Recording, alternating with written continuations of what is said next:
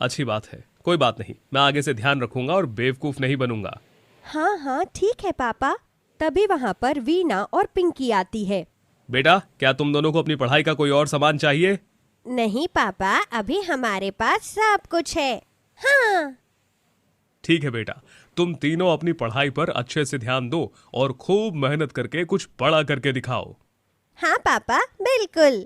पवन rickshaw चलाकर अपने घर का गुजारा कर रहा था। पवन की 3 बेटियां थी और सुमन अभी गर्भवती थी। पवन अपनी तीनों बेटियों से बहुत प्यार करता था और वो उन्हें पढ़ा लिखा कर एक बहुत ही कामयाब इंसान बनाना चाहता था।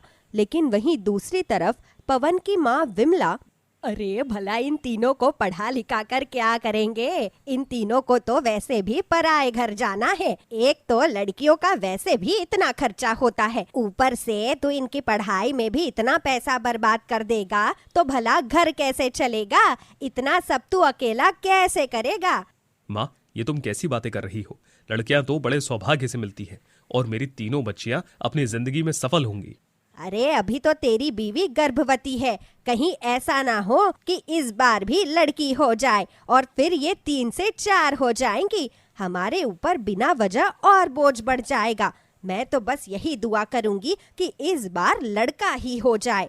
माँ, आजकल लड़का और लड़की में कोई फर्क नहीं होता, बल्कि आजकल तो लड़कियां लड़कों से ज्यादा आगे निकल रही हैं।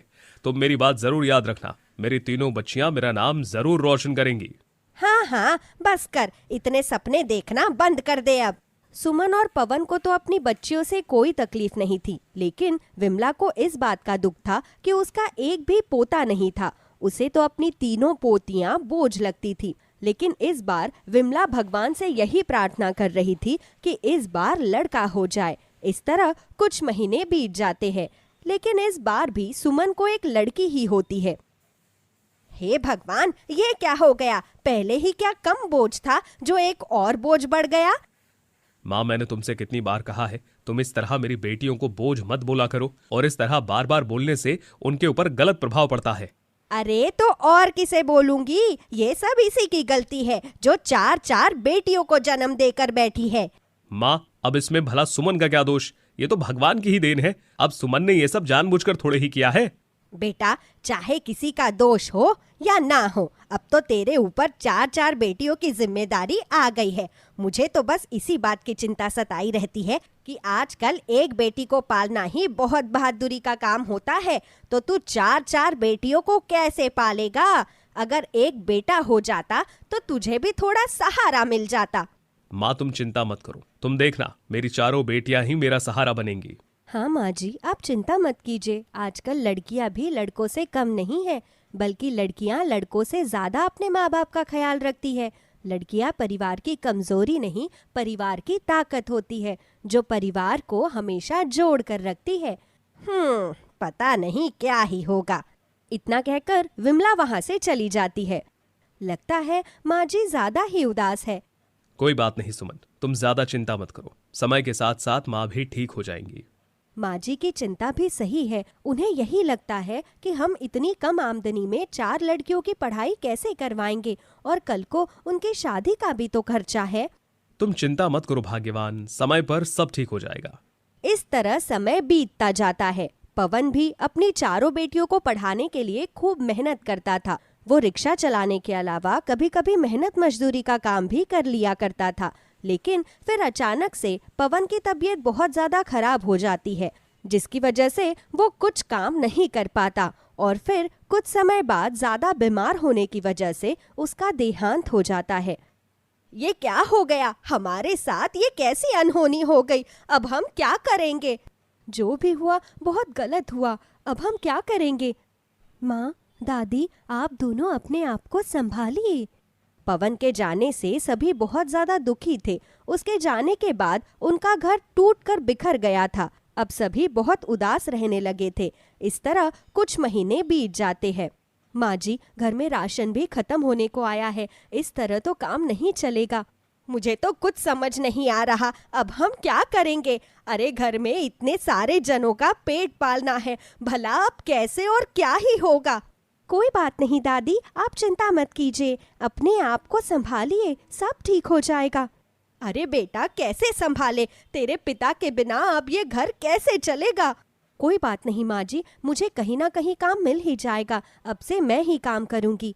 अब घर की सारी जिम्मेदारी सुमन के कंधों पर आ गई थी। उस दिन के बाद से सुमन दूसरों के घरों में झाड़ू पोछा और बाकी का काम करने लगी थी, लेकिन फिर भी उसकी पगार से घर का खर्चा नहीं चल पा रहा था। सुमन अपनी तीनों बेटियों को सरकारी स्कूल में पढ़ा रही थी। वहीं दूसरी तरफ निशा, जो सबसे बड़ी थी, उसका स्कूल पूरा हो गया था।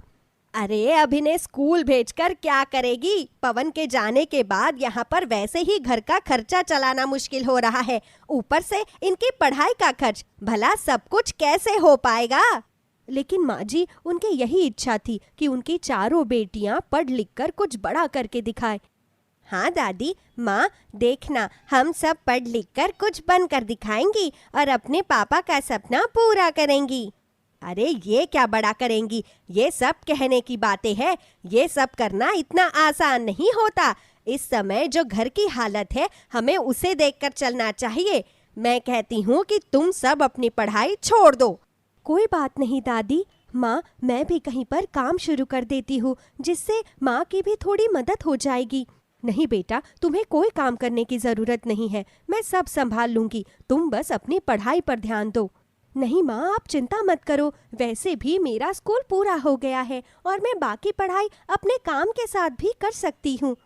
उसके बाद निशा भी दूसरों के घरों में काम करने लगती है और अपनी माँ का हाथ बटाती है। सुमन और निशा मिलकर घर का सारा खर्चा चला रहे थे। बेटी, तेरी पढ़ाई छूट गई। तेरे पापा चाहते थे कि तुम चारों पढ़ लिख कर कुछ बड़ा करो, लेकिन अब घर की परिस्थितियों की वजह से तेरी पढ़ाई बीच में ही छूट गई। कोई बात नहीं माँ, अब काम करना भी तो जरूरी ही है ना। लेकिन तुम चिंता मत करो, वीना, पिंकी और चिंकी कुछ बड़ा जरूर करेंगी, है ना? हाँ माँ, हम सब खूब मेहनत करेंगे और फिर जब हम कुछ बन जाएंगे तो तुम्हें काम करने की कोई जरूरत नहीं पड़ेगी। हाँ मम्मी, फिर आप आराम से रेस्ट करना और हम आपके लिए सारा काम करेंगे। हाँ बेटा, तुमने इतना कह दिया, मेरे लिए वही काफी है। चिंता मत करो, तुम्हारी माँ है ना, मैं हमेशा तुम्हारे साथ हूँ।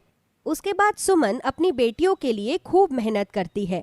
उसे उनके लिए चाहे जो भी काम करना पड़ता वो करती थी। वो खूब मेहनत करके अपनी बेटियों को पाल रही थी और उन्हें पढ़ा लिखा रही थी। इसमें निशा भी सुमन की मदद कर रही थी। इस तरह कुछ साल बीत जाते हैं और बाकी तीनों बच्चियां भी अब बड़ी हो गई थी। लेकिन फिर बहुत ज्यादा काम करने की वजह से अब सुमन की भी तबीयत खराब रहने लगी थी। माँ लो, दवाई ले लो। हाँ, दवाई लेने के बाद मेरी वजह से तेरे ऊपर जिम्मेदारियां और भी बढ़ गई है। अगर मैं बीमार ना होती तो तेरे कंधों पर इतना बोझ नहीं पड़ता। अरे माँ, ये तुम कैसी बातें कर रही हो? तुम बस अभी अपनी सेहत का ख्याल रखो, समय से दवा लो और अपना ध्यान रखो। तभी वहाँ पर विमला आती है।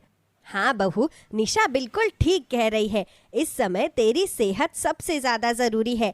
मैं तो वैसे भी बूढ़ी हो गई हूँ और क्या पता कितने दिन की हूँ, और अब तो पवन भी नहीं है, तो तेरा अपनी बच्चियों के साथ रहना बहुत जरूरी है। ये आप कैसी बातें कर रहे हैं माँ जी? आपका होना भी बहुत ज्यादा जरूरी है। हाँ दादी, बिल्कुल, आपके बिना हमारा घर पूरा नहीं हो सकता। मुझे तो बस यही चिंता है कि घर में राशन भी खत्म होने वाला है और बच्चों की पढ़ाई का भी खर्चा है। साथ ही मैं भी बीमार हो गई, जिसकी वजह से दवाइयों का खर्चा भी बढ़ गया। इस तरह तो काम नहीं चल पाएगा। कोई बात नहीं माँ, सब समस्याओं का हल जरूर निकलेगा। तभी वहाँ पर वीना आ जाती है। माँ देखो, मेरी सरकारी नौकरी लग गई। क्या कहा? सच में बेटा? हाँ माँ, अब तुम्हें कोई भी चिंता करने की जरूरत नहीं, ना ही अब तुम्हें काम करने की जरूरत पड़ेगी। शाबाश मेरी बच्ची, हमें तुम पर गर्व है। बधाई हो वीना तुम्हें। थैंक यू दीदी, ये सब आपकी और माँ की वजह से ही हुआ। आपने हमारी पढ़ाई के लिए इतनी मेहनत की तो आज हम कामयाब हो गए। सब तुम्हारी मेहनत का ही फल है वीना। वीना की नौकरी लगने के बाद अब घर की जिम्मेदारी वीना संभालने लगी थी और फिर वो निशा की आगे की पढ़ाई पूरी करवाती है। इस तरह कुछ ही समय बाद चारों बहनें बहुत अच्छी नौकरी करने लग जाती है। अब चारों बहनें अपनी जिंदगी में सफल हो गई थी। उन्होंने अब अपने लिए बड़ा सा घर भी ले लिया था। शाबाश मेरी चारों बच्चियों, तुमने अपने पापा का सपना पूरा कर ही दिया। हम सबको तुम पर गर्व है। हाँ बेटा, लेकिन मुझे भी माफ कर देना। मैंने हमेशा तुम्हें भला बुरा कहा और कभी भी तुम्हारा साथ नहीं दिया। कोई बात नहीं दादी माँ, आपको भी हमेशा हमारी चिंता सताती थी। हाँ दादी माँ, कम से कम अब हम चारों बहनें अपनी जिंदगी में सफल हो गई। हाँ माँ और दादी, आप दोनों को चिंता करने की कोई जरूरत नहीं। अब से आप दोनों का अच्छे से ध्यान रखेंगे और आपकी सारी जरूरतें पूरी करेंगे। हाँ, हम सब खुशी खुशी रहेंगे। चलो, चिंकी बिटिया भी कुछ बोली, नहीं तो ये तो कुछ ज्यादा बोलती ही नहीं थी। मुझे किसी ने मौका ही नहीं दिया था।